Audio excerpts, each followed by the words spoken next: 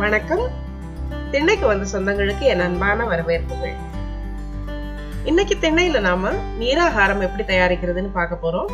இது ஒண்ணும் பெரிய வேலை கிடையாது. அதாவது நம்ம பழைய சாதம், அதாவது முந்தின நாள் சமைச்ச சாதத்துல தண்ணீரை ஊத்தி வச்சு அதை அடுத்த நாள் நீராகாரமா செய்யலாம்.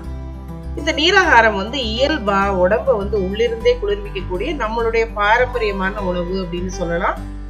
பொதுவா பாலை தயிரா புளிக்க வைக்கும் போதும், முந்தின நாள் சாதத்துல இத மாதிரி தண்ணீர் ஊத்தி வைக்கும் போதும் அந்த உணவுல நல்ல பாக்டீரியா நிறைய உருவாகுது.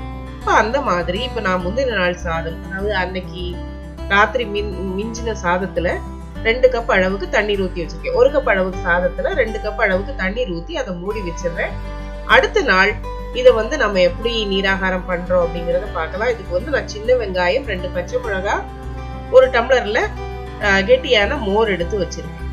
இப்ப இந்த நீராகாரம் தயாரிக்கிறதுக்கு நம்ம ஊற வச்ச, அதாவது முந்தின நாள் தண்ணீர் ஊத்தி வச்ச அந்த சாதத்துல இந்த பொடிய நறுக்கின வெங்காயம் எந்த அளவுக்கு தேவையான அளவுக்கு போட்டுக்கலாம். நீங்க காரத்துக்கு தேவையான அளவுக்கு பச்சை மிளகாய் சேர்த்துக்கோங்க. 1-2 கருவேப்பிலை போட்டுட்டு நம்ம தேவையான உப்பு சேர்த்து நல்லா கையால நொறுங்க பிசைஞ்சுக்கணும். அதாவது நல்லா அந்த சாதம் கரையிற மாதிரி நல்லா பிசைஞ்சுக்கணும்.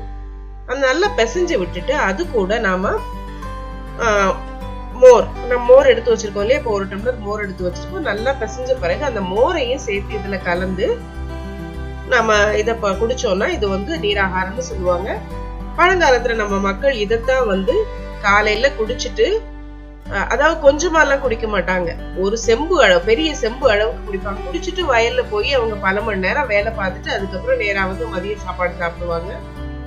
இப்ப இந்த நீராகாரத்துல புளிக்க வைக்கும் போது நிறைய உயிர் சத்து, அதாவது விட்டமின் சத்துக்கள்லாம் உருவாகுதுன்னு சொல்றாங்க. மாவை அரைச்சு புளிக்க வச்சு இட்லியா பண்ணது எவ்வளவு பெரிய கண்டுபிடிப்போ அதே மாதிரிதான் சாதத்துல தண்ணி ஊத்தி வச்சு அதுல உள்ள இயல்பான உயிர் சத்துக்கள் பெருக வச்சு அதை சாப்பிடுறதும் அந்த மாதிரி ஒரு அதிசயமான கண்டுபிடிப்புன்னு தான் சொல்லணும். ஆக நம்ம மக்கள் உடம்புக்கு நல்ல முறைகளை அந்த காலத்திலே தேர்ந்தெடுத்து சாப்பிட்டுருக்காங்க.